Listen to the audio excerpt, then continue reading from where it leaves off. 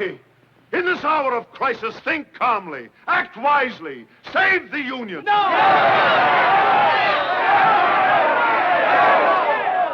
Have none of this treason. Hold fast to one country, now and forever, indivisible. Support Lincoln and the federal government. Dillon is right. Stick by the Union. No! We want Jeff Davis. Go with the South. That's all the black Republican talk we want. And if John Dillon don't like the way we folks think, let him go back to Massachusetts, where he came from. And take his horses with him! Let no Yankee abolitionist come down here and tell us folks how to act, even if he does pretend to be one of us. I am one of you. I've lived here for 20 years. This is my home.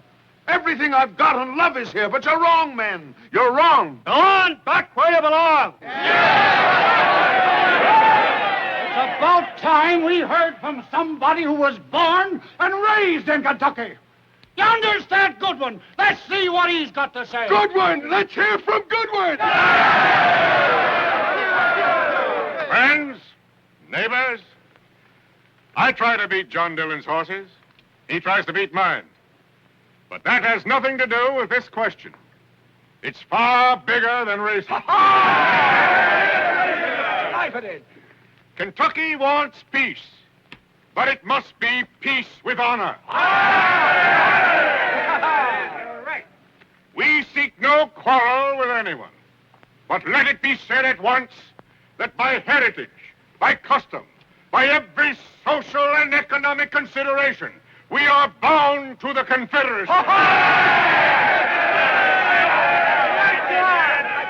If Abraham Lincoln and his abolitionist advisors try to coerce the southern states with the bayonet, then Kentucky can have but one answer: secession. No, that's suicide. It will destroy the South. Better destruction than northern tyranny. Right! That's giving it to him, Thad. Go on back to your Yankee friends, Dillon. Secede! Secede!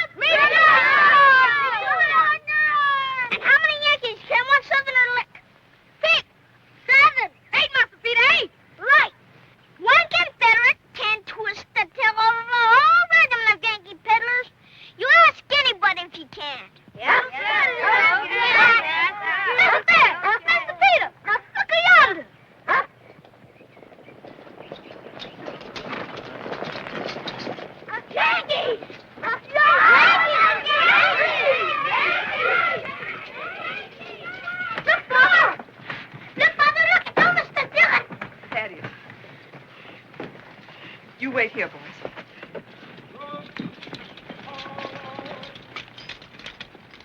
Good day, sir. Good day. Your servant, ma'am. Mr. Dillon. I'm sorry for this intrusion, but this will explain my business.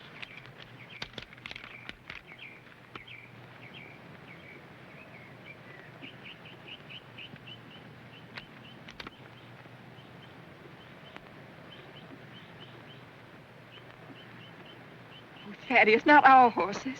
Of course, Goodwin, if you're prepared to take an oath of allegiance, To a government of horse thieves? then I have no choice in the matter. Forward, ho! Go into the house, please. Father, what are they going to do to our horses? Nothing. You stay with your mother. Father, don't let them do to our horses. Peter, be quiet. Please be careful.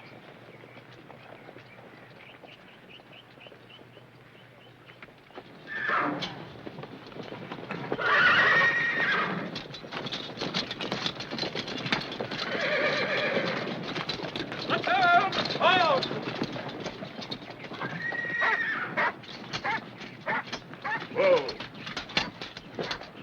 You darkies, bring those horses outside. Sergeant, round up every horse in the place except the foal. Yes, sir. Some of you men help him. First set of fours will follow me. The rest of the platoon will go to the back barn. Whoa! Right about. Stella! Whoa! Hurry it up, you men. Put those horses back. Dillon, tell your men to keep their hands off my horses and to get out of here. This is war, Goodwin. You asked for it. But Kentucky is a neutral state. We still have courts to protect a man's property. Lincoln isn't fool enough to I'm take... not here to discuss what Mr. Lincoln would do. I'm a soldier, acting under military But orders. as a horseman yourself, man, surely you wouldn't take my thoroughbreds. Look at them. Imagine those creatures in battle. Why, it'd be kinder to shoot them right here and now. I have no choice in the matter, Goodwin. Maybe they've come to buy our horses. Father sell our horses to Yankees? Shh, boys.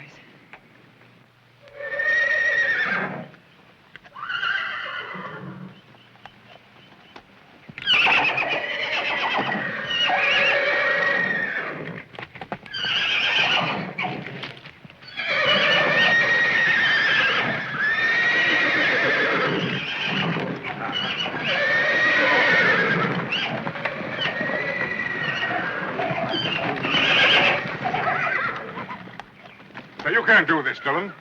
Look, there's Grenadier. He took the Lexington Plate in the Paducah Cup 2 years hand running. You remember? And Torchbearer. He can beat anybody's horse at 2 miles. And Golden Chimes. Why, he's the best colt I ever raised. He works 1 mile in 40. No. No, you can't do it. Put that colt back. Get out of here or by hell in a half. Put up that gun, Goodwin.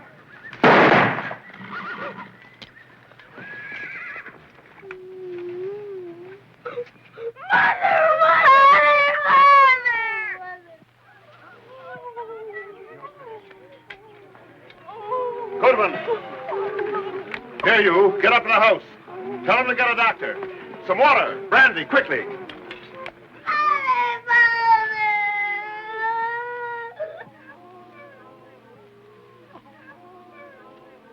Never mind now.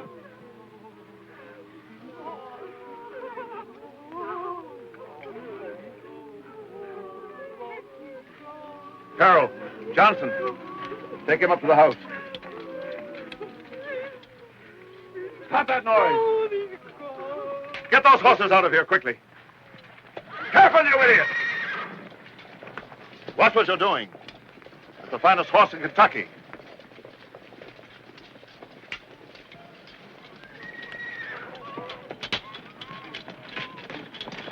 All right, careful with the men. They're high-strung.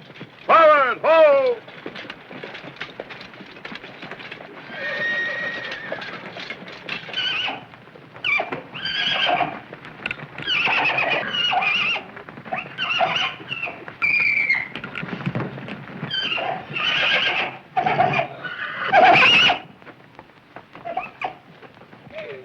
They killed my father! They killed my father!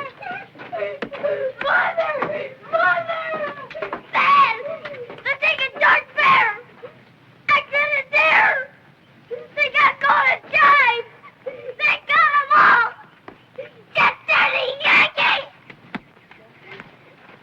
You dirty Yankees! You dirty Yankees! I hate you! You old done! You dirty Yankees! Leave our horses alone! Dark Bear! Golden Chimes! Come back! Come back! Bring back our horses! Bring back our horses!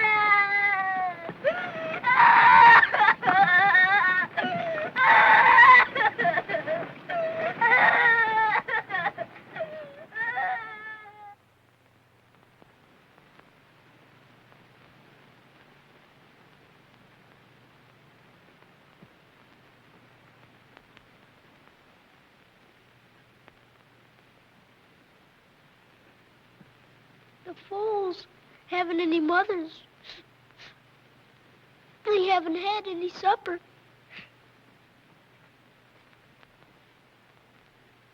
Father would want us to feed them, wouldn't he? Yes, darling. He would.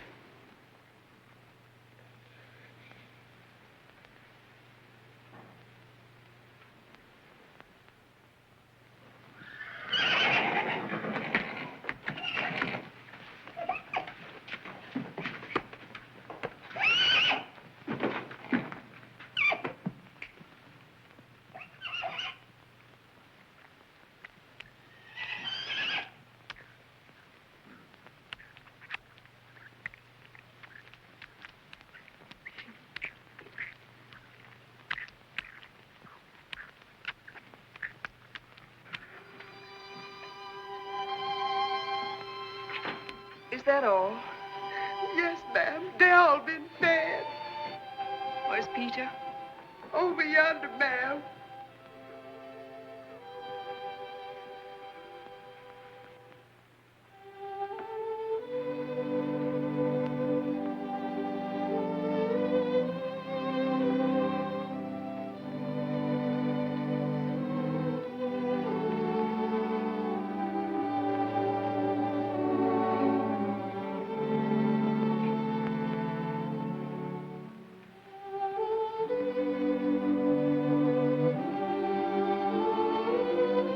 Wake up, little horseman.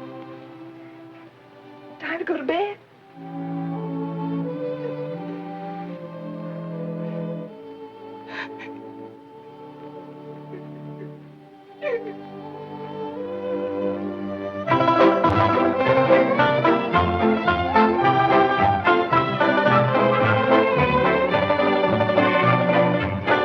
"75 years have passed since that tragic day. Kentuckians, quickly forgetting the passion of war, resumed their love, almost worship, of the thoroughbred in the bluegrass lands where he is king. Once again, training tracks echoed to the drumming hoofbeats of colts and fillies destined to make their mark in the annals of racing. War had ravished the fortunes of the South, but what money they had, Kentuckians gave freely and unselfishly, that the tradition of the thoroughbred would not die. Steadily through all these years, they've given their hearts and minds to the improvement of the American racehorse. Today, he stands without a peer in breathtaking beauty and dazzling flight of speed, a tribute to the devotion of generations of Kentuckians who have made their state the fountainhead for the blood that flows so staunchly in the veins of champions of the past, of the present, and of the years to come. Here are a few of them, all Kentucky bred. Gallant Fox by Sir Galahad III. He won more than $300,000. And now we see Omaha, son of Gallant Fox. Among other great stakes, he won the Kentucky Derby. And here's Hardtack, young sire by Man o' War. You may have heard of one of his sons, Seabiscuit. And now we have Chance Play by Fair Play. There's a statue of his daddy down in the bluegrass. You have to be good to have a statue of you erected in Kentucky. Fair Play was all of that. He sired, among others, Man o' War. And there he is, the champion of champions, greatest racehorse of all time and all countries, Man o' War.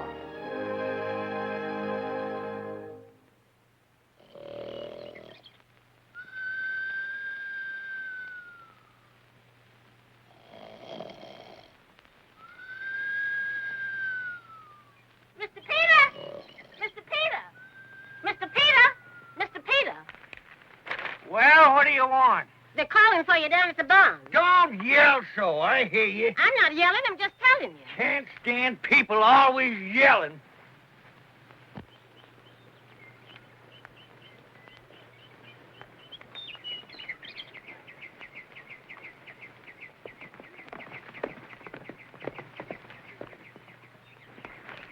What's the matter with War Cloud?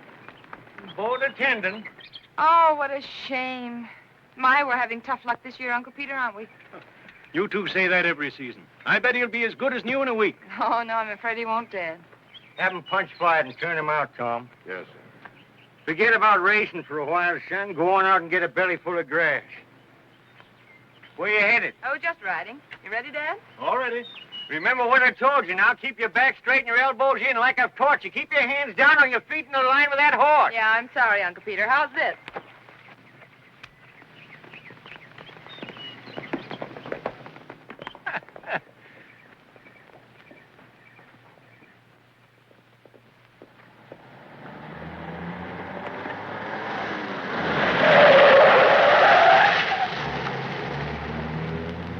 Well, what's the matter with him, the featherhead? Easy, Mr. Jack, easy. Boy, what a beauty. Who is she? That's Miss Sally Goodwin, sir. Hold it steady, Mr. Jack. Looks like one of John Dillon's cars. I recognized his chauffeur. Dylan? It would be. You wait till Uncle Peter hears about this. Come on, Dad. Sally Goodwin. Yes, sir. Ain't she pretty, sir? Pretty. She's a scenic wonder.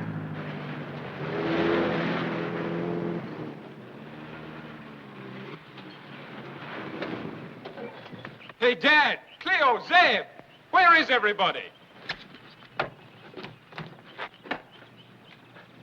Zeb! Well, salt me down. Is that you, Mr. Jack, or is you a hand? Hello, Zeb, you old scoundrel. How come you here, Mr. Jack? I thought you was in Europe. That's where I fooled you. Where's Dad? Out under the trees?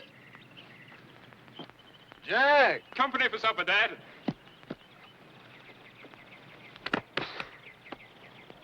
Well, this is quite a surprise, son. But couldn't you let me know that you were coming? I knew there was something I'd forgotten. The cable. I'm sorry, Dad. I'll give you my word. Master Jack, Cleo. is this my baby? This big man? Cleo, light of my life. You glad to see me? I'll say I is. Say that again. Say what? What you just said. I said, Cleo, light of my life. You glad to see me? That's what I thought you said, but what done happened to your voice? I've been living in England for 8 years. 8 long years. In that time, I could even learn to talk like a Yankee. Your pa ain't said nothing about you learning no such talk. He said you was learning the banking. Do I get fried chicken for supper? You just set at ease with your pa and leave it to me. Soda? A dash. There you are. Thanks. Well, Dad, here I am. The prodigal returned. So I see. And for the first time in 8 years, a free man again. What a feeling.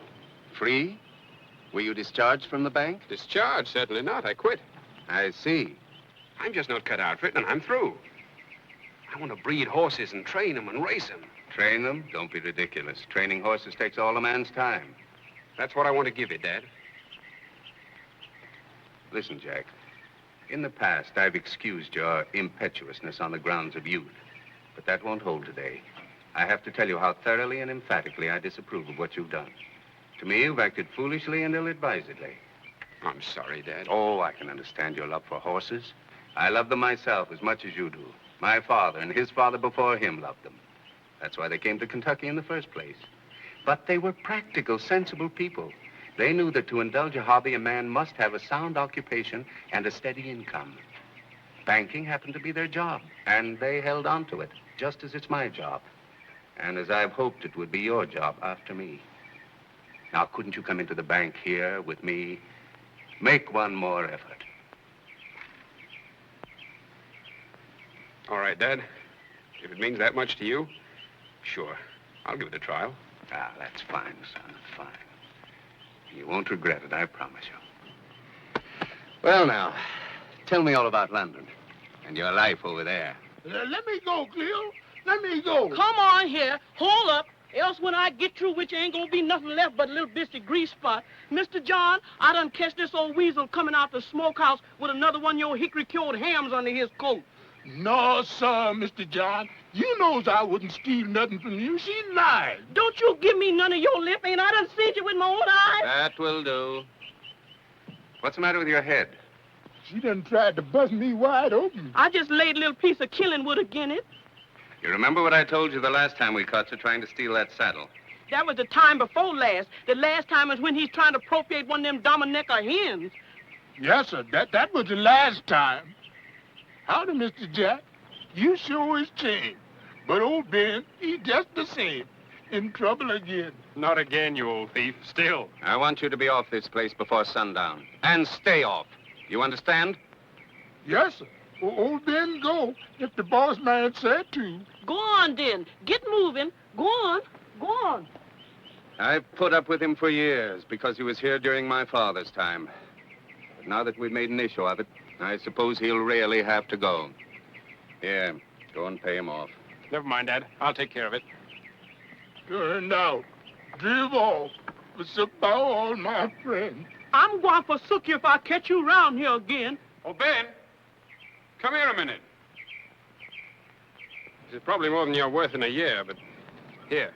Thank you, boss man. Look like I got one friend left. You old sinner, if you don't mend your ways, the devil's going to get you. I was going to reform, Mr. Jack. I gives you my word. I was fixing to get baptized again next Saturday. Oh, hello, Mom. I brought you some things to read. Oh, so much. I'll never get through all that. Well, I'll read them to you. That is, Susie, May, and I together will. I sure can read like the devil, Miss Sally. Well, I'll bet you can. Susie May. How are you, darling? How do you feel? Much better. I'm so glad. I feel awfully mean leaving you alone so much. But I can hear you. I heard you out there this morning. I was just helping Uncle Peter. Yes, I know what you were doing. Schooling colts at the barrier. And, oh, darling, it's so dangerous. Oh, but it's so much fun, Mom. And besides, he sort of depends on me, much more so than he does on the boys. And, darling, I just can't refuse him. No, of course not. But you will be careful, won't you? Oh, darling, careful. I'll just hang on for dear life. You. Miss Sally? Yes? Miss Lucy Pemberton's on the telephone. All right, thanks, Magnolia. I'll be back to see you right after lunch.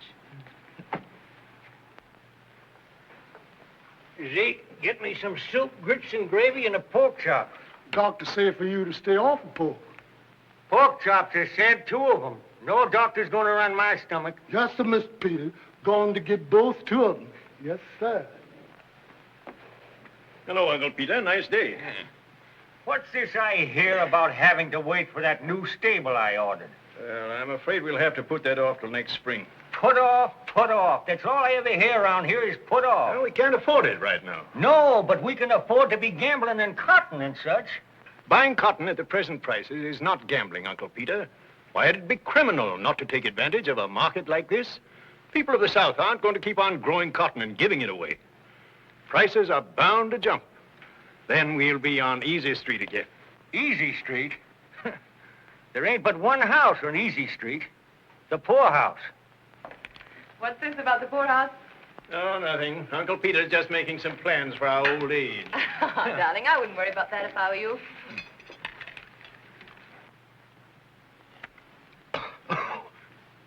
There you go. Hotter than the hinges of... Why, I never saw such a place. You wait an hour for soup, and then you gotta wait another hour till you can get it down. You always talking about your wind. Blow on it. Sally, you still planning on going into town with me this afternoon? Oh, I'm sorry, Dad. I forgot. But I promised Lucy Pemberton I'd play tennis. And guess with whom? Jack Dillon. Who did you say? Why, nobody, Uncle Peter. I just said that Lucy Pemberton called and she thought maybe... Don't you lie to me. You said Jack Dillon. That must be John Dillon's boy. He hasn't been around here since he was a little shaver. It's a pity he came back. You don't go a step. But I promised Lucy. I don't care who you promised to. Dillons are a lot of cold-hearted scoundrels, and you let them alone. You won't have no dealings with such trash. Sit down and eat your lunch before it gets cold. The Dillons. Uncle Peter. Don't come around me if you're going to trail with the Dillons. Dear, now look what I've done. Spoiled his lunch. But I can't see what harm there is in just meeting the Dillon boy. Well, of course, you can do as you please. But after all, we've never had anything to do with that family, and I fail to see any reason for starting now. Excuse me, folks, but could you give old Ben a little snack? Who are you? Just old Ben, sir. Well, where'd you come from, old man? And what you doing here? I was from Thistle Ridge, ma'am. Thistle Ridge? You mean you work for the Dillons? I did work for him, yes, sir. Well, we ain't feeding no Dillon heifer around here. Get on out. Get out. How's it going? Get out. How's it going? Looks like the good ones treat an old man as mean as the Dillons. How's that? What you say? Well, sir, I works for the Dillons going on 50 years. Then, yeah, lately, old rheumatism come along and catch me. I ain't so spry as I was. Right away, the Dillons ain't got no use for me no more. They turns me loose. Now you know what I've been talking about. You mean to say the Dillons turned you out after you've been there for 50 years? Yes'm, and that ain't all. They bust me over the head with a stick of kindling wood before they told me to get off the place and stay off. That's the Dillons for you. Trash. Just trash. Give me the dinner, Luella. Yes, sir. Thank you kindly, sir. Sit down here, old man. Thank you. Thank you. Can you take care of horses? Yes, sir. I was a right good hand with a horse. When you get through eating, go out to the stables and tell Mr. Mellish I said to put you to work. Thank you, sir.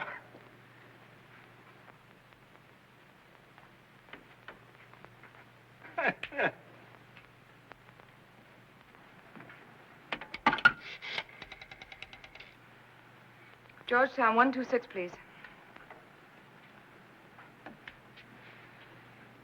Hello, Lucy? Look, I'm terribly sorry, but I've just found out that I can't possibly come over this afternoon. No, I'll tell you about it later. But, Sally, the game's all arranged. Here, let me talk to her, Lucy. Give me that. Let me tell her. Now listen to me, Lucy. You tell that young puppy that my niece would rather meet a polecat than any Dillon that ever lived. My grandma, how your voice has changed.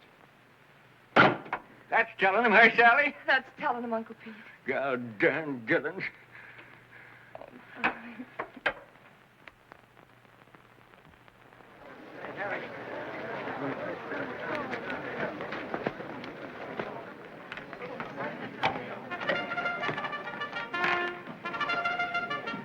Any winners for me today, Mr. Goodman?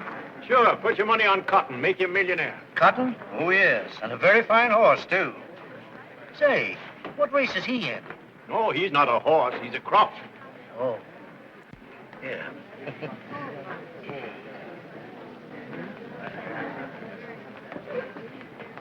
Oh, Dillon.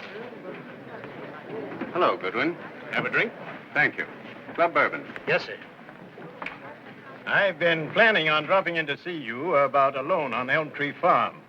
You going to add to your stables? No, I want this money for another investment. Well, if you'll fill out the usual application forms, I'll take the matter up with my board as soon as possible. Thank you. Oh, by the way, my son Jack's anxious to cross your King James blood with some of my tramp-fast mares. I wonder if you'd be willing to accommodate him. Well, my uncle handles my horses. I'd have to get his consent. Well, in that case, we'd better just forget the whole thing. There is one alternative. If I rolled you dice and you won, my uncle couldn't object to the payment of a gambling debt. Unfortunately, I'm not a crapshooter. One throw. The choice of any King James horse in my stable against any 2-year-old at Thistle Ridge. Very well. Throw. 6 and a 3. 6 and a 5. I'll give you a note to Bob Slocum, my trainer. Thank you. And, about that loan. My board of directors will have to decide that.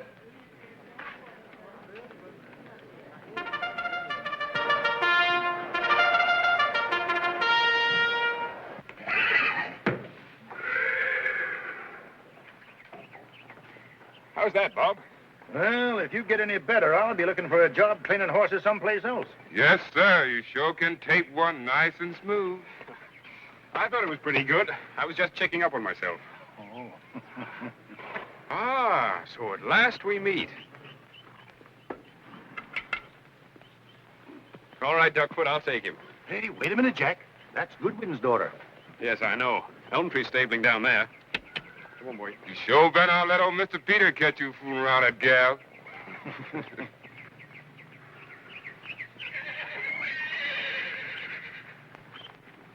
Good day, ma'am. Good day. Good-looking horse you have there. How's he bred? The tramp out of Tantrum by Storm King, ma'am. Oh, nice hips and shoulders.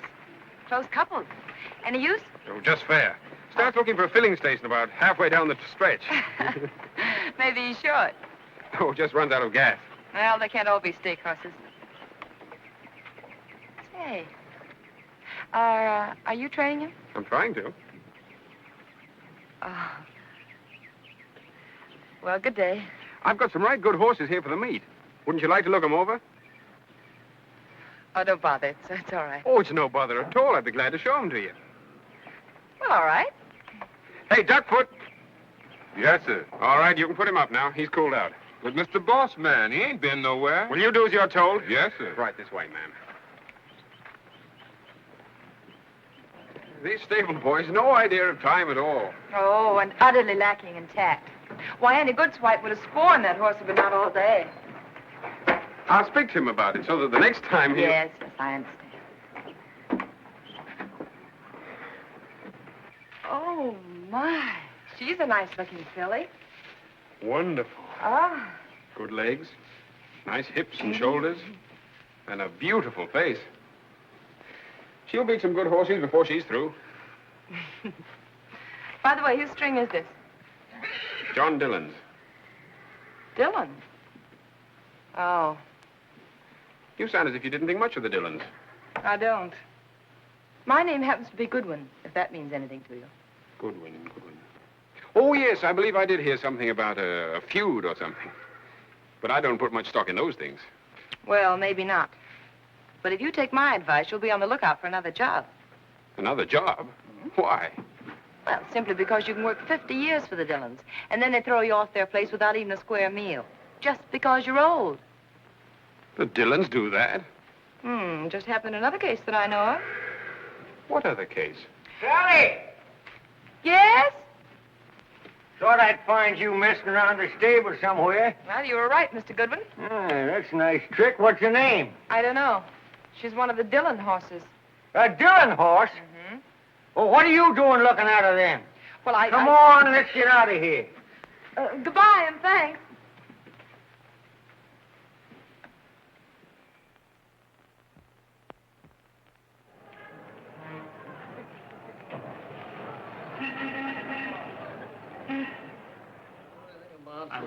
Well, that leaves for disposal only Thaddeus Goodwin's application for a $50,000 mortgage on Elm Tree Farm. What do you think, gentlemen? Goodwin's word is all right with me. Confidentially, I understand that unless Goodwin can get his hands on some cash right away, he's liable to lose Elm Tree. Give him the money. It's nearly time for the races. Martin, you're always thinking about the races. Just a minute, gentlemen. It's my considered opinion that this loan should be denied. But, Dad, why? There's already one mortgage against Elm Tree. Besides, this money is not to be used for needed developments on the farm, but to cover Goodwin's speculations in cotton. But, Dad, we can't sit by and see Elm Tree destroyed. Why, it represents one of the greatest traditions in racing. That's true, but we can't use our depositors' money for that. But imagine racing in Kentucky without a Goodwin stable. It's unthinkable. I've told you before, son, there's no place for sentiment in banking. Then, Dad, I say let's get out of the banking business. Goodwin gambled and lost. He'll have to take his medicine. But so am I a gambler. So are these gentlemen. There isn't a day when they don't have money, real money, on the races. Would you refuse me or them alone on that account? I think we all understand your point of view, Jack. But we won't take up the board's time by discussing it any further. All right. But let me get one thing clear. Are we denying this application because Goodwin is a gambler or because his name is Goodwin? Are you suggesting there's anything personal in my attitude toward this loan? No, but everybody knows how the Goodwins and the Dillons feel about each other. Are you through? I'm sorry, Father, but, well, this means a lot to me. Gentlemen, you were prepared to grant this loan by unanimous vote until my father stopped you. I move that we waive his objections, grant this loan, and save Elm Tree.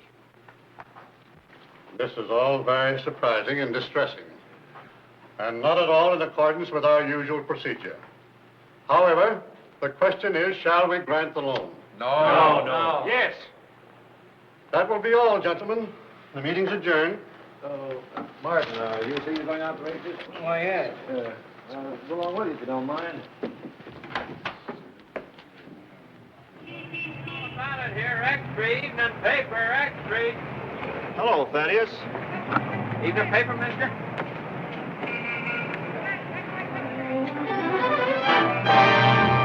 What happened? Yeah, we're just selling him a newspaper when he keels over like this.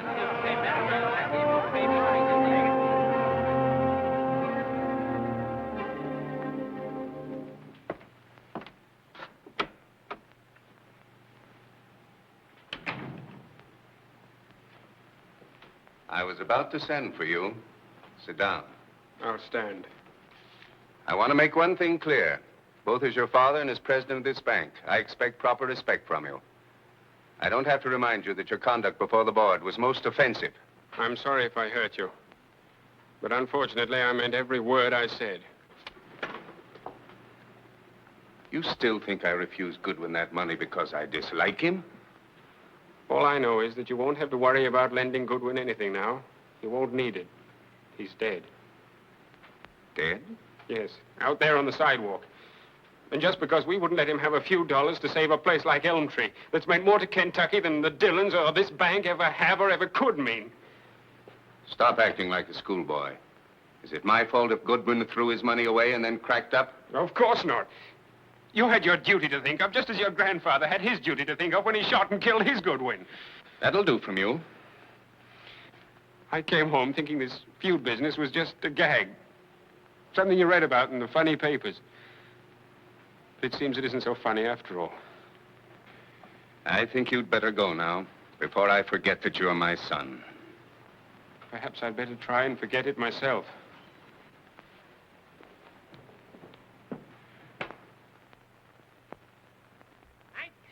$19.50. Do I hear 2,000? 1975. Thank you, sir. 1975. Who'll make it 2,000? Look at him, gentlemen. One of the finest bred young stallions in Kentucky. 8 years old. You'll be seeing his first colts on the tracks next spring. 1975 I have, gentlemen. Do I hear 2,000? 1975 once. 1975 twice. Sold, Ed Danvers. And he never bought a better one. Now, gentlemen, number 6 in your catalog, Lady Grace.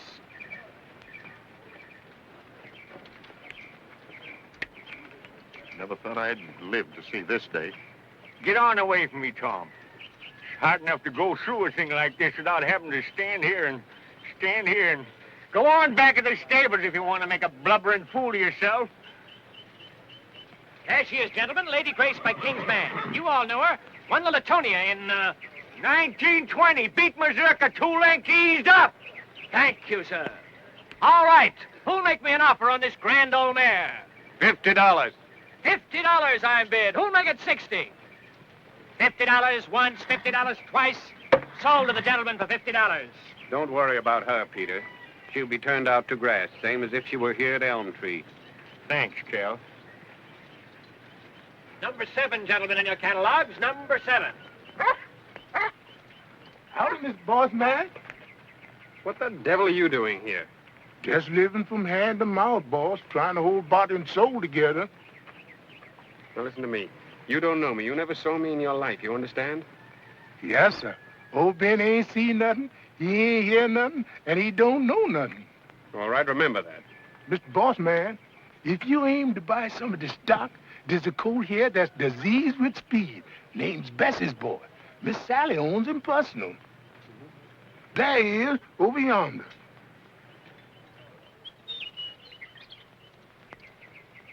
Boy, what a horse.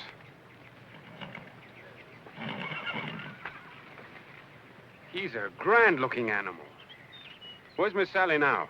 She's up to the house getting the furniture ready to go like the rest. Here. Now, remember what I told you. Yes, sir. Look like the Lord done come around to my side at last.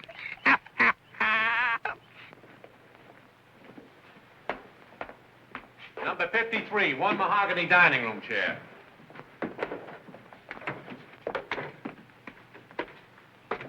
Who's that? It's my great-grandfather. And he's not for sale. I'm sure glad to hear that. Old pictures don't hardly bring a thing.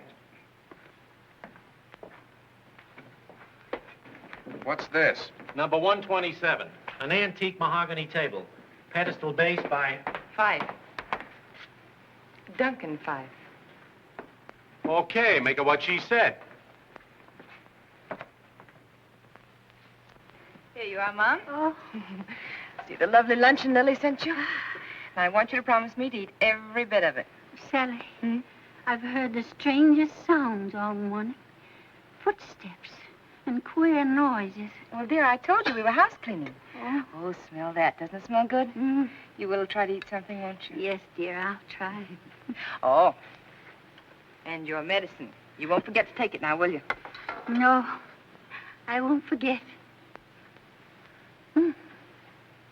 I'll come back later and read to you. All right, darling.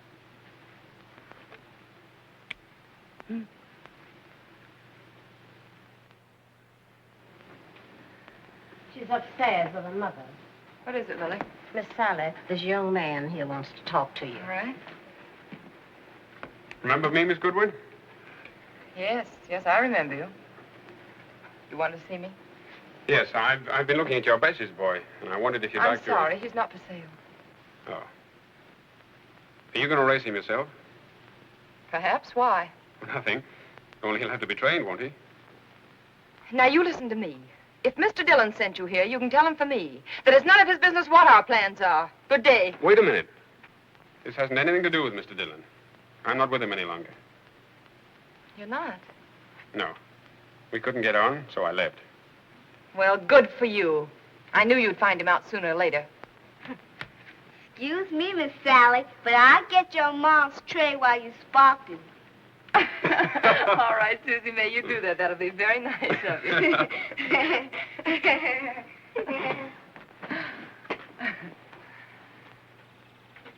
So you like my colt, huh? I certainly do. Uncle Peter thinks he's the finest horse we've ever had. And even if we do lose all the others, he might do it for us. I'm sure of it. And that's why I came to ask you to let me train him. Let you train him? That's what I'd like to do. Well, that's very nice of you, of course, but we can't afford a trainer right now, and besides... But I wouldn't want any pay. I'd do it on a no-win, no-charge basis. Oh, no, I'm afraid we couldn't do that. It'd really be doing me a great favor, Miss Goodwin. You see, I'm just starting in on my own. And you know how hard it is for a beginner to get a reputation. Well, yes, of course, but One colt like that would put me in the big money. Well, I'll speak with my uncle about it. You will? Yes. Then I'll let you know. Thank you, ma'am. Goodbye. Oh, Miss Goodwin, Yes? I don't know how to say it, but... Well, I'd like you to know how terrible I feel about everything. Well, Elm Tree and the horses and, well, everything. Thank you.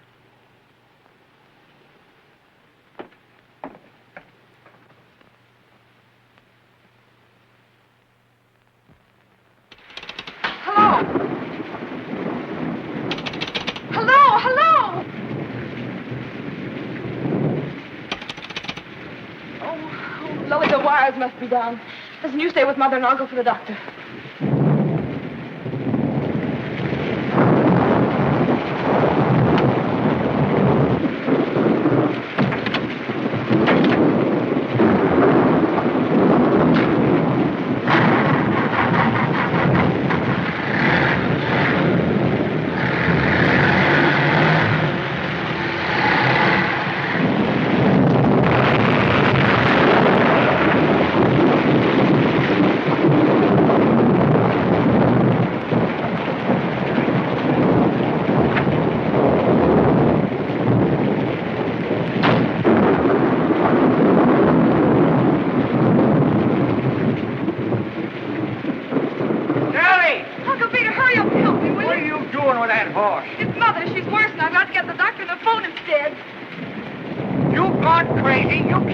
Bessie's boy, use the car. I can't. A tree fell on it and it's wrecked. All right, but there's 4 miles on the cement road and a hard plank will break him down sure. I can't help it. Let go, Uncle Peter. You're not going to ruin the best colt we ever raised and the only horse we got left. I'm sorry, Uncle Peter, but I've got to. Let go. Charlie, baby, you can't do it. Don't let him out of the canter.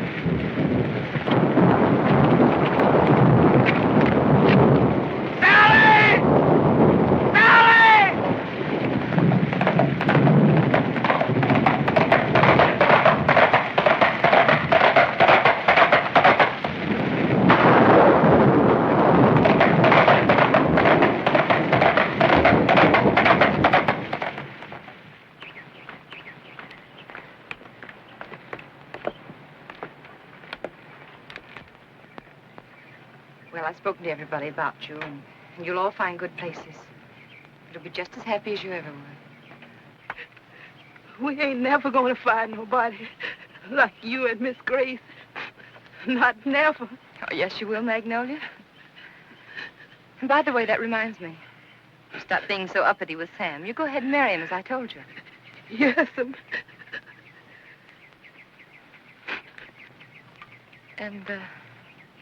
And just remember, if there's anything you ever need, that we love you. Lily. Don't you cry, honey child. Old Lily's gonna take good care of you and that old snapping turtle. Oh, Lily.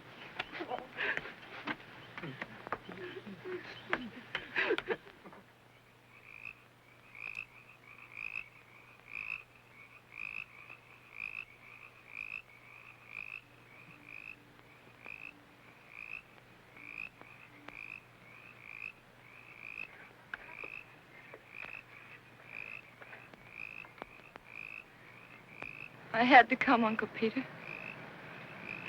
Just to look goodbye.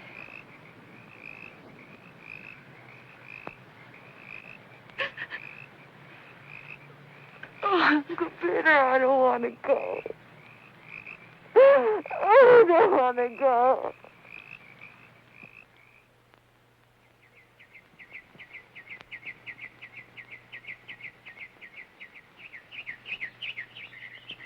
I got a gal and her name is Sal, and I know her heart is mine. Hey!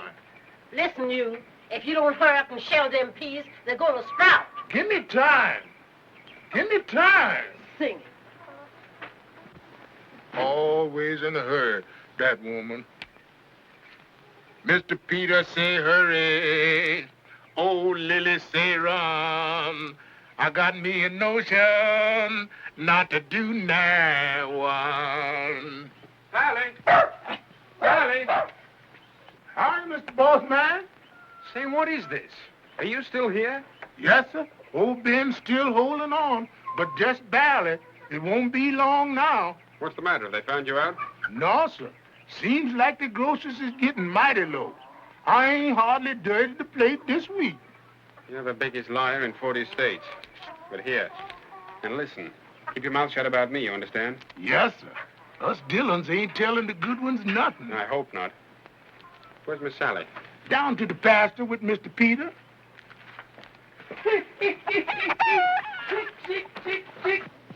Hello there. Hello. May I come in? Yes, surely.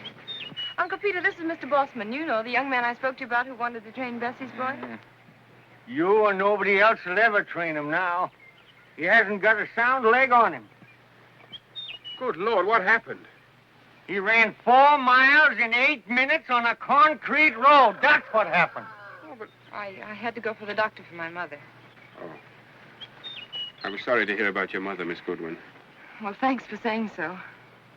So you see, I'm afraid we'll have to decline your offer. Unless, of course, we could start over with one of the Dillon horses. Now, don't start that nonsense again.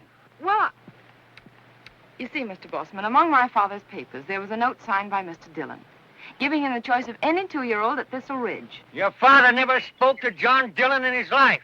He just nodded when they met. Would you mind if I took a look at that note? Now, Tall, I've got it right here. Wait a minute. Yes, here it is. We've been arguing about that all morning. Don't bother to read it, young man.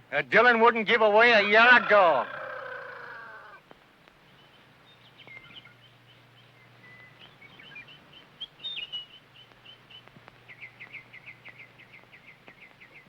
That's Mr. Dillon's handwriting, all right. It is? How do you know? Why, he used to train for the Dillons. But he couldn't stand them, so he quit. Must have been hard up for a job. I'm sure it's genuine. I think you ought to go and find out about it. Well, so do I. But the note mentions Father, and I'm only his heir. And Uncle Peter says that'll let Mr. Dillon slide out of it. Well, surely you don't think that John Dillon would quibble over an obligation. Listen, even if the note happens to be good, I'll bet my Sunday shirt that snake will slide away. You mean we're really going to go after it, then? Yes, I reckon so. Oh, goody. Swell. Listen, they've got a 2-year-old over Hold there. on, son. I'll do my own picking. I wouldn't even take advantage of a Dillon. Well, what do you stand there with your mouth open? Let's go and get it over with. Yes, sir, just as soon as I get my jacket. And listen, I'll meet you in the fort. I'll be here when you come back, if you don't mind. No, I don't mind, not at all. See you later. I didn't mean to be short with you, son, but don't worry. If there's a good colt at Thistle Ridge, I'm likely to find him.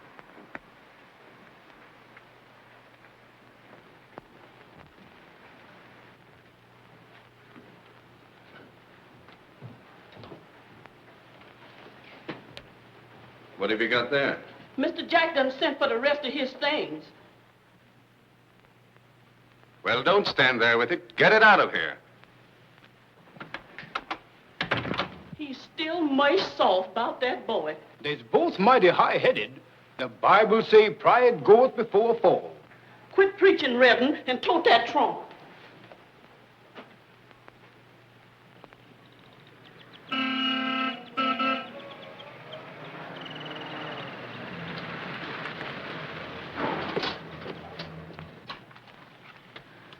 Good afternoon.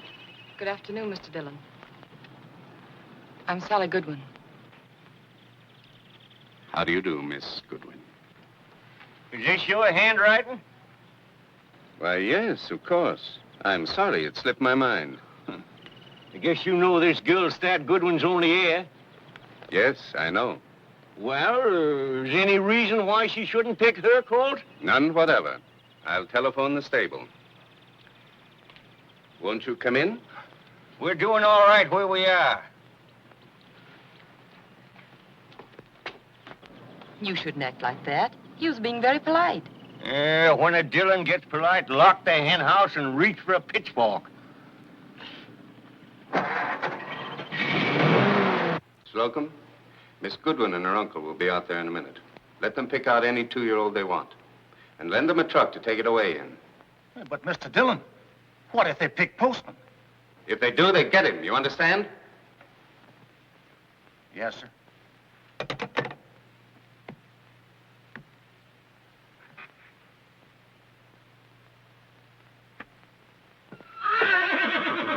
Hey, Bill, come here.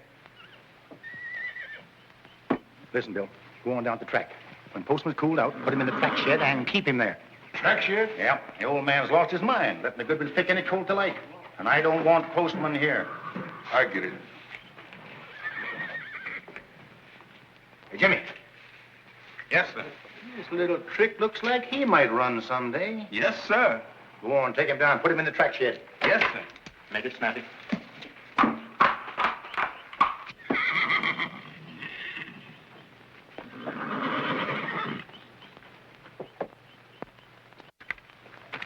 Howdy, Mr. Goodwin. Afternoon, Miss Goodwin. How do you do? I'm Bob Slocum. Yeah. We want to look at your 2-year-olds. Yes, Mr. Dillon just phoned me. Well, there they are. Eddie, bring out and over here. Hold 'em, boys.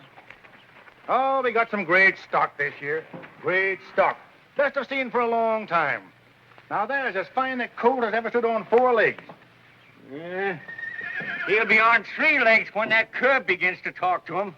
Why, shucks, you can't call a little fullness in the tendon a curb. Die of old age and never know he's got it. He'll die of old age before we own him. Here comes Postman. What do you do? 1/2 Half and 48. A running forward, I mean. I'm going, Postman. He sure can pick him up. Postman working 48, going to the races, going to the races. Postman working 48, going to the races now. Postman working 48, going to the races, going to the races. Postman working 48, going to the races now. Postman working 48, going to the races, going to the races. Postman working 48. He'll make you a nice, useful colt, Miss Goodwin. Well, could you put a boy on him and let us see him move? Don't bother moving that one. But why not? He's a beauty. Yeah, a horse race is no beauty contest. Okay. Okay, Scotty, take him away. He's hard to please. That's right. Are these all you got? Yes, you've seen all of them. Postman working 48, going to the races now. Postman working 48, going to the races now. Postman working 48, going to the races, going to the races. Postman working 48, going to the races now. Postman working 48, going to the races, going to the races. Postman working 48, going to the races now. Postman working 48. Where's he at? Where's he at? Over to the track shed, over to the track shed. Over to the track shed now.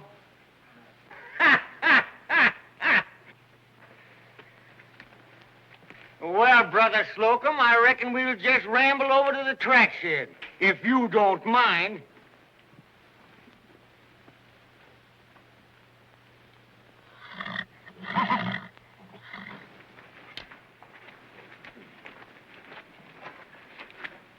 What might his name be if it's not asking too much?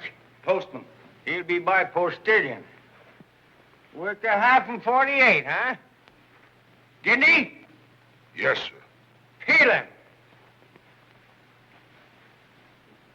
Oh, Uncle Peter, just look at him. Did you ever in your life see anything as beautiful? Can't fault him with a microscope. I'll say you can't. Oh, he's a wonderful coat. Is he as good as he looks, Mr. Slocum? Must be pretty good or he wouldn't have been hit out.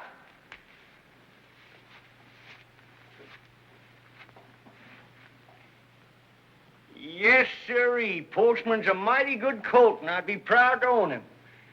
But you know, I've sort of taken a fancy to my little black friend here. Slocum, put this one in the truck. Yes, sir, right away. Bill, get him out of here quick. Yes, sir. No, wait a minute. But you said you liked Postman. That's right. I like him plenty. He'd be a hard horse to beat.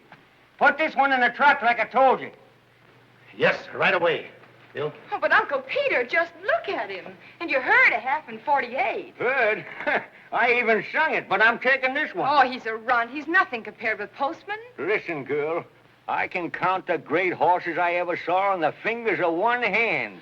And every one of them had a look in his eye, like an eagle. You can't beat a horse with that look. You just can't beat him. And this colt's got it. The look of eagles. I'm sorry, Uncle Peter. But it's my horse and my choice. I choose Postman. All right, Mr. Slocum, put him in the truck.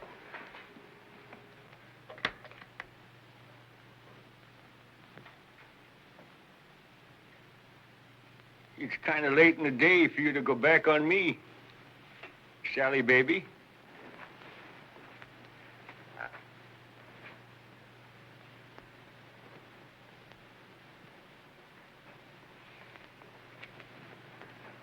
We'll take the black one. This is our choice, Mr. Slocum. Well, that's fine, Miss Goodwin. Good day.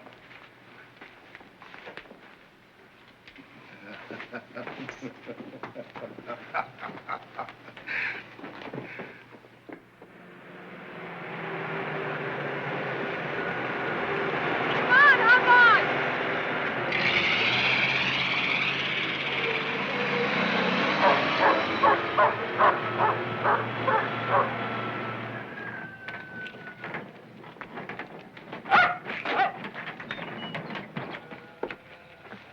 What's this you've got?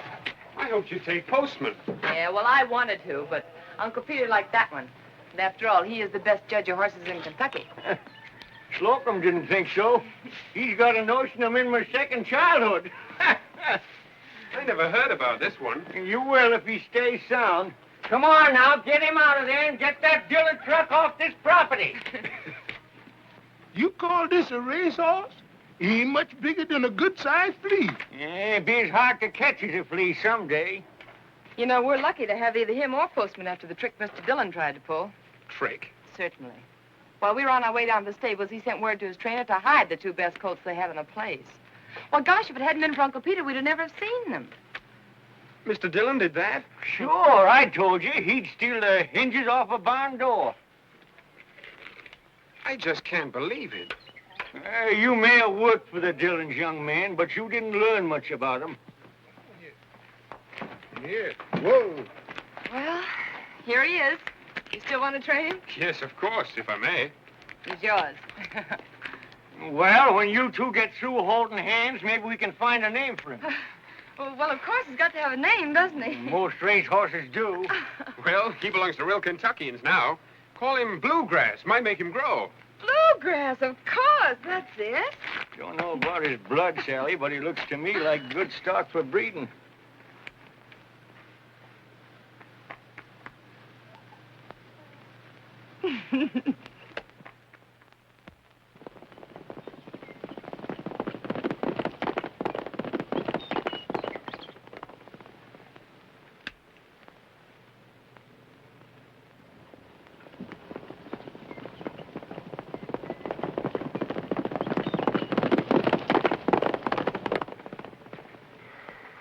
Excuse me, boss.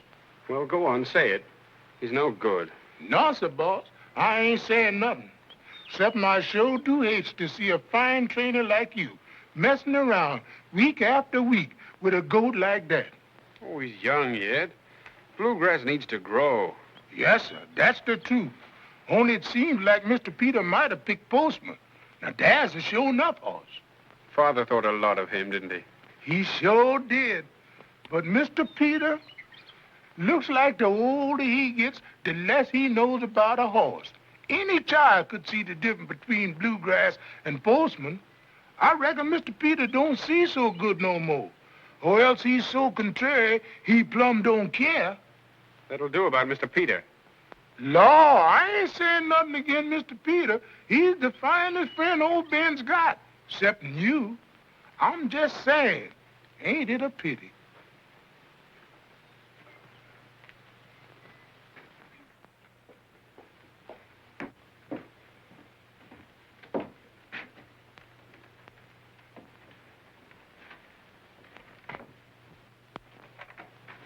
Oh, hello. Hello, Sally. I called you earlier, but Lily said you were in town. Yes, I was. I'm doing the marketing now. I am a very domestic young woman, you know. So they tell me. Should we sit down here? All right, let's. Just smell that honeysuckle. Isn't it wonderful? It's lovely. Well, you're certainly not the most cheerful person I've ever seen. Is anything wrong? They've entered Postman in the Crescent City Handicap. Yes? They seem to have great hopes for him. Yes, I know. Bluegrass hasn't been working out as well as I expected. Oh, Uncle Peter says we have to give him time. And after all, you've only had him a few weeks, you know. I know, Sally. But if he doesn't come through, you won't think any the less of me for it, will you? Oh, don't be silly. Well, how could I possibly blame you? That's swell of you. Say, by the way, are you doing anything Saturday night? Nothing important. Good. Then I'll accept Lucy Pemberton's invitation. That is, if you will take me. She's giving a supper dance at the country club. Lucy Pemberton? Uh-huh. You know her? No, I don't. Only I just remembered I can't Saturday night. But you just said you had nothing better to do. I know. Well, there's a friend, as a matter of fact, two friends of mine are coming to town, and I promised I'd meet them, and... That's all right. I'll tell Lucy some other time, huh? Sally, there's something I want to tell you. Only I don't quite know how to say it. Do you have to say it? Yes, I do. Well, you know, I've always heard when you come to a fence and you don't know how to take it, you just sit back, close your eyes, and go to it.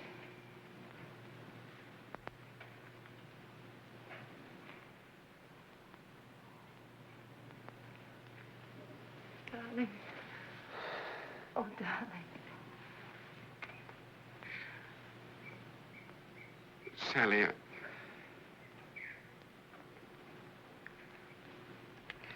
what I wanted to say... Excuse me, folks. Yes, Ben, what is it? Excuse me, ma'am, but I don't want to take no chances on scaring you. Scaring who? I was fixing to catch me a chicken thief, red-handed. There might be some shooting. Chicken thief, here? Yes'm, down at the barn. And there's one thing I can't stand. It's a chicken thief. Well, don't stand there talking about it all night. If someone's stealing chickens, go get them. Yes'm. I was heading for my shotgun right now. If he ever kills a chicken thief around here, he'll be committing suicide. Sally! Yes? Oh, all right, Uncle Peter, I'm coming. I can't wait all night. All right, all right. Darling, I'm terribly sorry, but I've got to go up and finish reading him a book about, how the South really won the war. If I don't, he'll have a fit. Good night, darling. I'll see you tomorrow.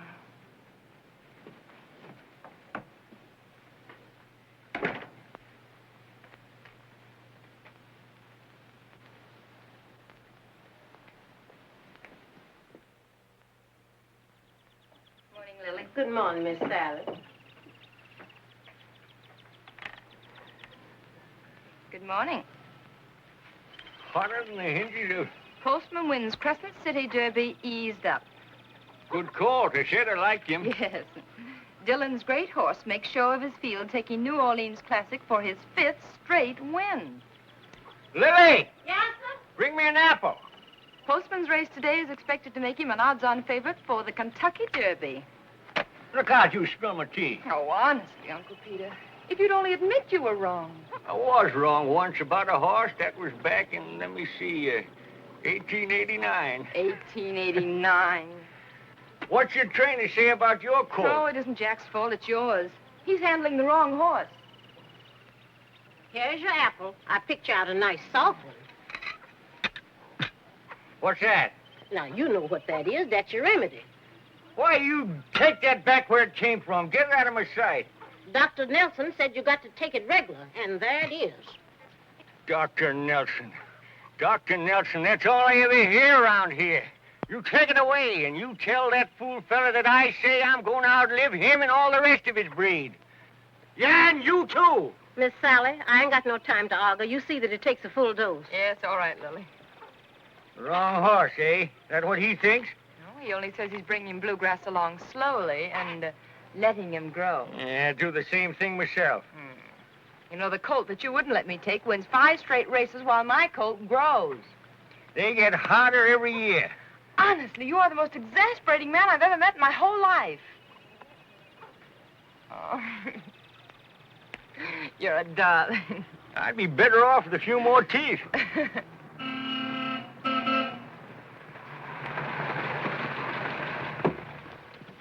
But I wonder what that scallywag's doing here this time of day. Sally, Mr. Peter. Hello. I just came from the track. Look.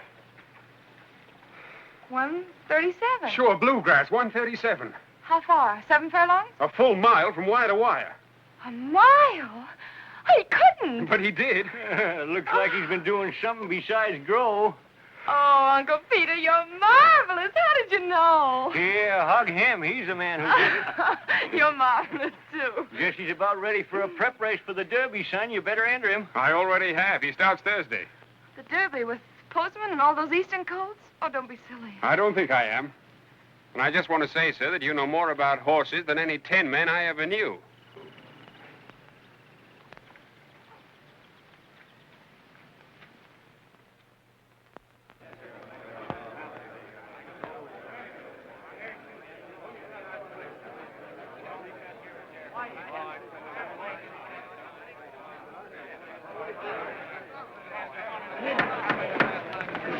Second race at Keyland. Here's the rundown. Hi, Mr. Goodwin. Blunderbuss, 7. Blunderbuss, 7. Ragdoll, 10. Ragdoll, 10. Bellringer, 3. Bellringer, 3. Palisade is 6 to 5. Palisade, 6 to 5. Hurry on, 10. Hurry on, 10. Bluegrass, 20. Bluegrass, 20. Why, he's 20 to 1. Yes, I know. Well, give me your money. All right, how much? Much as you've got. Oh, now, wait a minute. This is his first start. Why, that colt could fall down and roll home faster than those goats. Give it here. Yeah, but suppose Jack isn't trying with him today. Goodwin, horses are always trying. He knows that. Well, I think I'll phone him and see what he has to say about it. Well, go ahead. And listen, no betting before I get back. Well, hurry up. All right. $100 on Bluegrass. How do you want it, to show? To show, not any. On the nose. Okay, Grandpa. 100 to win on Bluegrass. This thing staggers home, you'll own the joint. And the first thing I'll do is fire you. Hello, Keeneland? Well, this is Sally Goodwin speaking, formerly of Elm Tree Farm. I'd like to speak with my trainer, please. Sorry, Miss Goodwin, we're not allowed to send for a trainer just before a race. Could I have a message delivered? No, I want to speak with Mr. Bossman personally. It's very important. Who did you say? Bossman. Say, what's the idea telling me you're Sally Goodwin? I'm busy. And if you think you're going to get any tips from your boyfriend through me, you better get his name right. But I tell you, I am Sally Goodwin, and my trainer is Jack Bossman. Listen, lady, whoever you are, there's no Jack Bossman at this track. John C. Dillon, Jr. is training Bluegrass, and if he's been handing you a line of baloney under a phony name, don't come to me. Get a lawyer.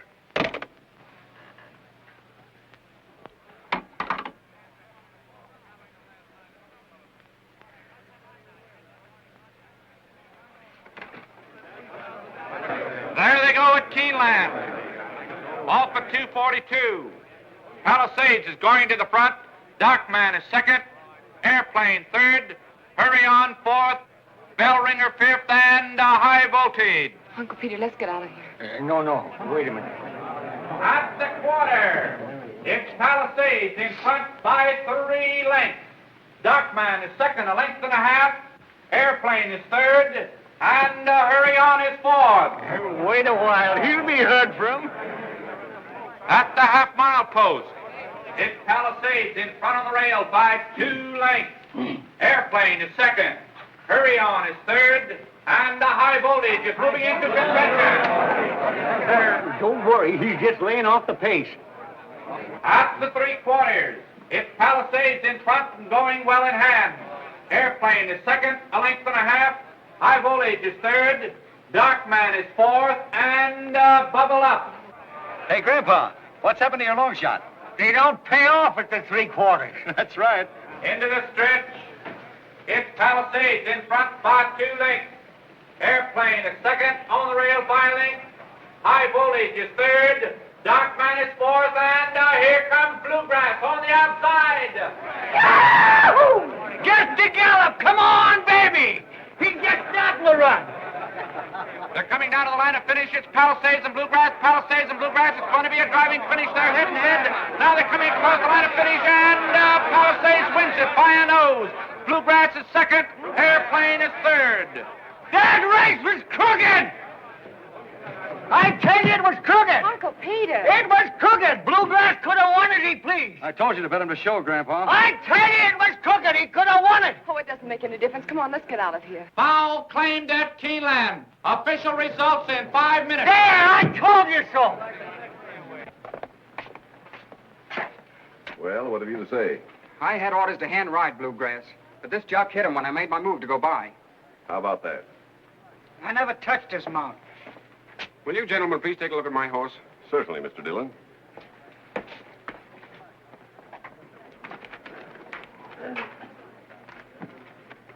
Could my boy have done that? He could not. Thank you, gentlemen. All right, take him away. We disqualify your mount, fine you $200, and set you down for the rest of this meet.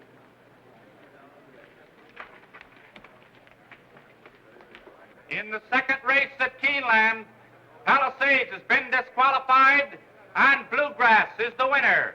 I knew it! Never fooled me for a minute! If you don't mind, I'll take $2,100. I guess that's right. How did you get wise to that race? I'm not wise, young man. I'm a slow learner. It took me 70 years to know about that race. Come on, dear, let's go. I'm glad I met you. Open that door, son. Thank you, sir. It's been a pleasure. I'll call again.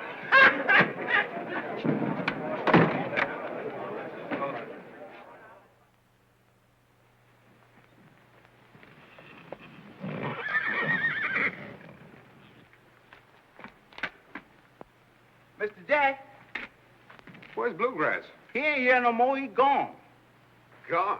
Yes, sir. Miss Sally Goodwin and Mr. Peter took him away. They told me to tell you that ain't no Dillon polecat can train a Goodwin horse. I see. That was Uncle Peter. What did Miss Sally say? Miss Sally ain't say much of nothing. Mr. Peter, he do all the talking. Man, he was steaming.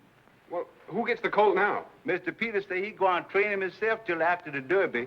He say... Yes, I know, but didn't Miss Sally say anything? Oh, yes, sir. She say, here's your share of the purse and the winning. And she don't blame you from trying to change your name. She did? Yes, sir. She say if she's named Dillon, she change it herself. Oh. I see. Well, that's that. Yes, sir. Looks that way, all right.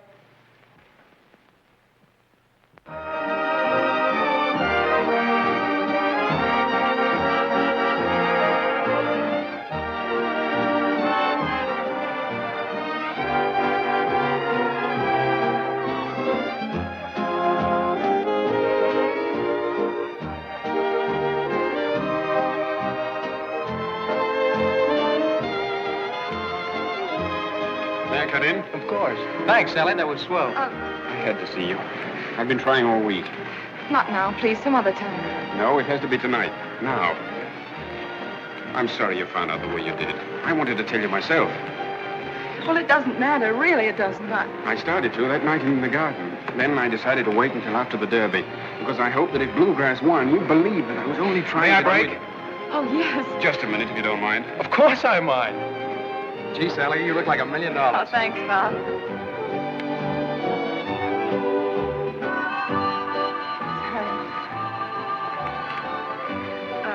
Bob, let's get out of here, huh? Right you are.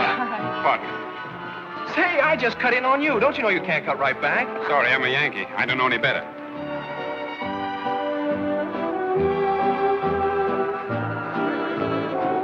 Let's go outside for a minute. No, I'd rather not. At least let's sit down. No, I'd rather dance, please. Then we'll stand here while I explain why I didn't tell you who I am.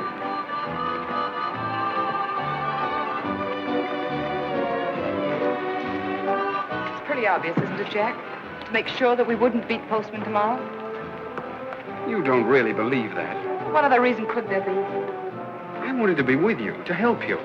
What chance did I have as a Dillon? Let's dance. People are looking at us. Listen, Sally. You might as well know this, too. When your father asked for a loan, and my father turned him down, Dad and I had a fight about it. And I haven't seen or spoken to my father since. Doesn't that prove something? Hiya, Sally. Been looking for you all night. Too bad, pal, but there'll be another one along in a minute.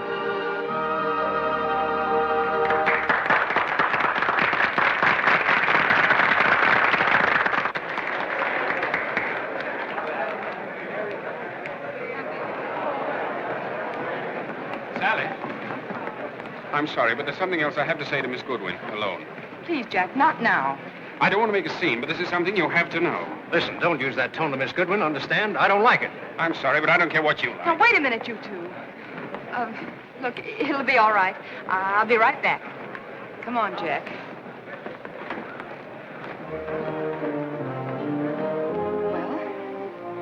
I'm sorry I had to do that.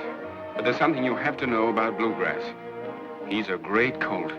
He can win tomorrow if you handwrite him all the way. Uncle Peter will know how to have him ridden. I know. But be sure to tell him this. Bluegrass sulks if you whip him. Tell him his riding orders must be not to use the whip under any circumstances. Is that all? Yes. Except that I love you. I loved you from the beginning.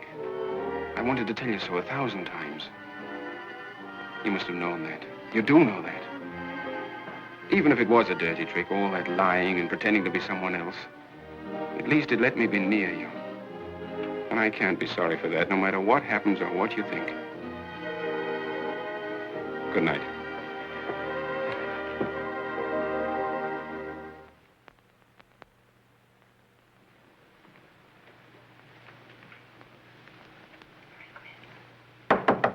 Who in thunder's that? It's me, Lily. Open the door. Get on away from here. I'm dressing. Yes, sir, but there's a gentleman here wants to see you.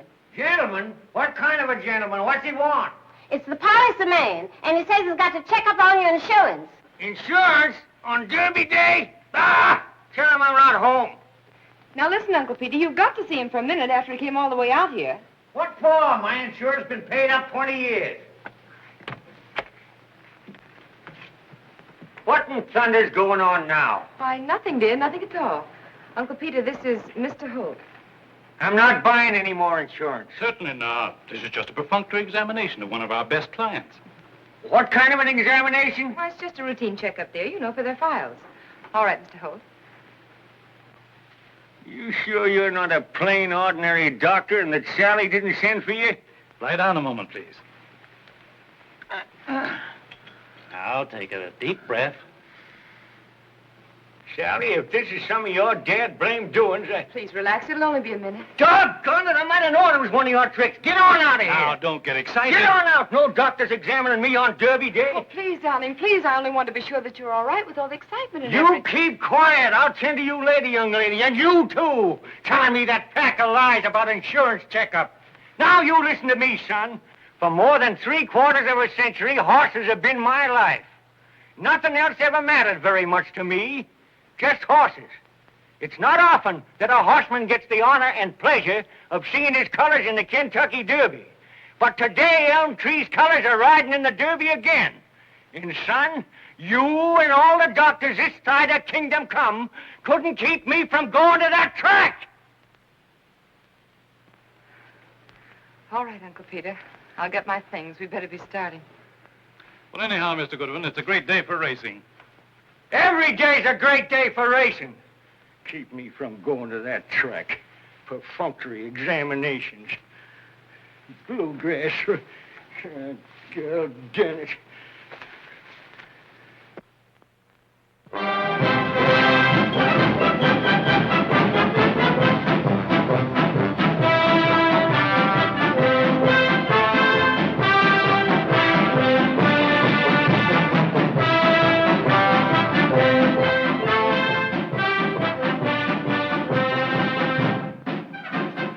Well, that's postman number 3. Isn't he beautiful? Who's he by? By himself, usually. Then I'll place a $2 bet on him to show. Here comes Bluegrass now.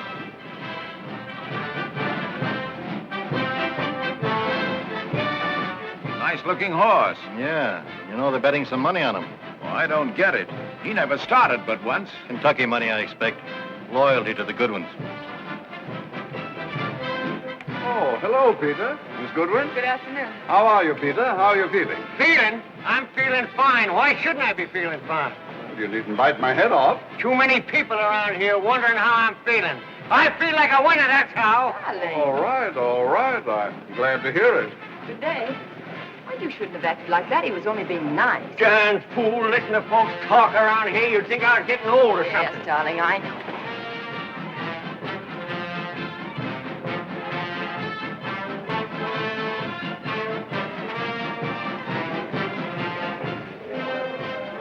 Hello, Eddie. You all right? It's fine. Now listen to me, son. I've been running horses in the Derby ever since Aristides took the first one back in '75. And I won my share of them, too. And every time I did was because my boy rode like I told him to. Yes, sir. You lay back in about 5th place till you come to the far turn on the way home. Then make your move and keep riding. Okay. Hit him a couple of licks to wake him up at the 8th pole, and fan him good if it's close. You understand? Yes, sir. No, wait a minute. Don't use your whip ever. He's got to be handridden. What's that? If you hit him, he sulks. Sulks? Don't be a fool, girl. You ride like I told you. No, no. Oh, I hate to go against you this way. But after all, he's my horse. And Uncle Peter, this race means more to me than anything else in the world. That Dillon what put you up to this? But he knows Bluegrass. Yeah. You turn against me to let him pull another dirty Dillon trick. Oh, he wouldn't. He couldn't do that. Yeah. If it comes to a close finish, we hand ride and they go to the bat and beat us. You heard me. Hand ride him. Under no circumstances go to the whip. Yes, ma'am. If that's the way you want it, don't blame me if it gets me beat. All right. Riders up. Oh, I'm sorry, but... Come on, number 1.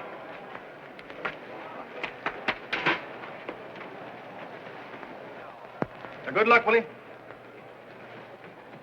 Hey, Bob. Oh, hello, Jack. Better have a bet on Bluegrass. Shucks, he won't know which way Postman went. That's what you think. Listen, that black colt can fly. On the level? You'll find out. If it hadn't have been for a trifling no-count swipe, old Goodwin wouldn't have got either one of them.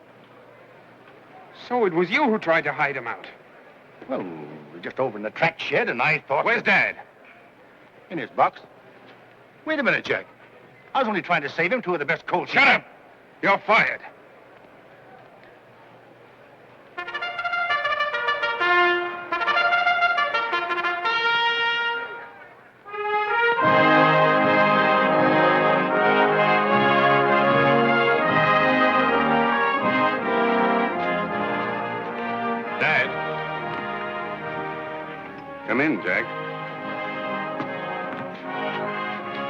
Dad. I just realized a minute ago what a fool I've made of myself. I'm sorry. That's all right, son. That day at the bank, well, I guess I just lost my head. Perhaps we've both been too hasty. Let's hope this little separation will help us to be more tolerant and understanding of each other. Dad. I've missed you, son. Really missed you.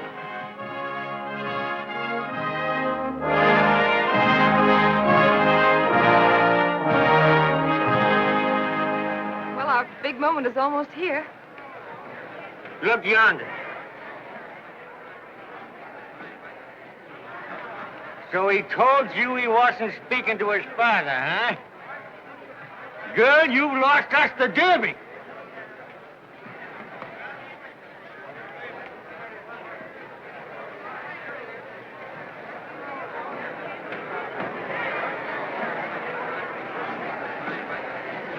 Bring that outside horse in here. Evergreen is going to the front. Postman is second. Darkman is third. Thundercloud is fourth. Bluegrass is fifth. And Midnight. Come on, Bluegrass! Come on! I'm sorry, Dad, but I trained him. Passing the stands for the first time is Evergreen in front by a half a length. Darkman is second. Midnight is third. Postman is fourth. And Thundercloud.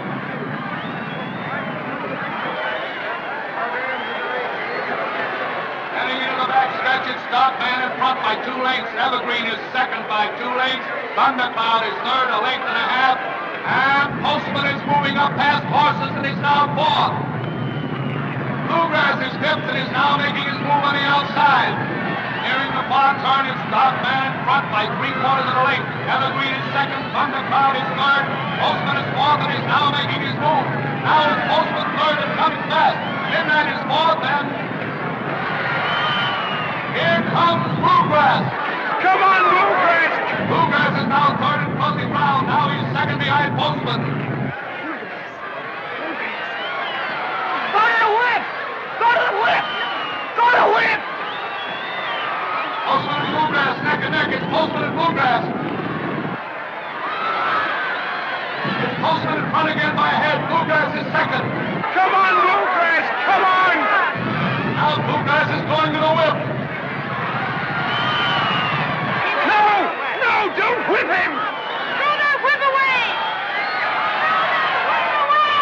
Throw that whip away! Throw that whip away! Come on! Come on up, boy! Now they're coming down to the line of finish with Postman in front. Bluegrass is second. It's Postman and Bluegrass. Postman and Bluegrass. Bluegrass is coming again. Now they're neck and neck, head and head, nose and nose. Bluegrass, come on! Now they're coming across the line of finish and Bluegrass wins it!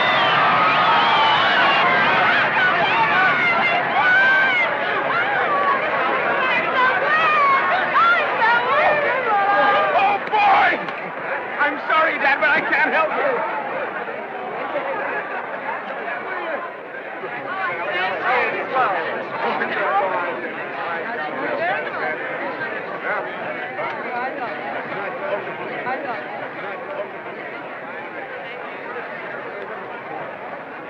What'd I tell you? The greatest horse I ever saw. The look of eagles, that's what he's got. The look of eagles.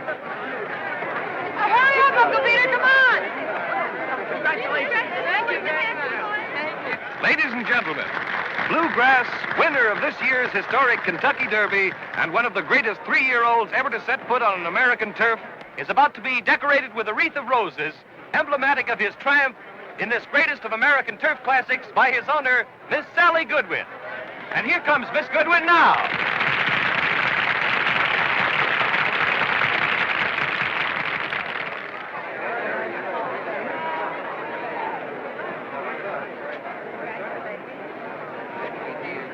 Congratulations, Peter.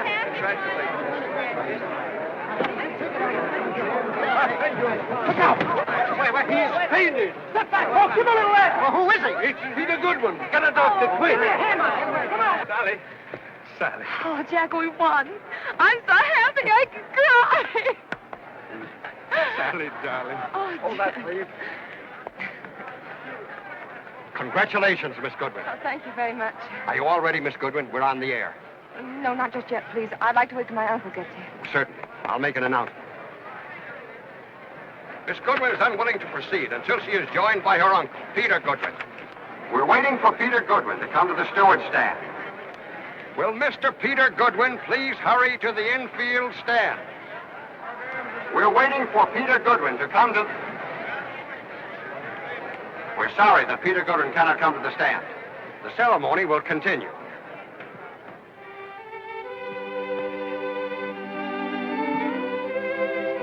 There's very little of importance that anyone can say at a time like this.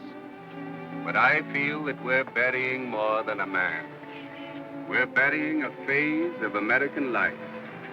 In this day of automobiles and aeroplanes and modern conveniences, many of us have forgotten the horse and what he has meant to America. Not so with Peter Goodwin. He loved his horses passionately, with a lifelong devotion.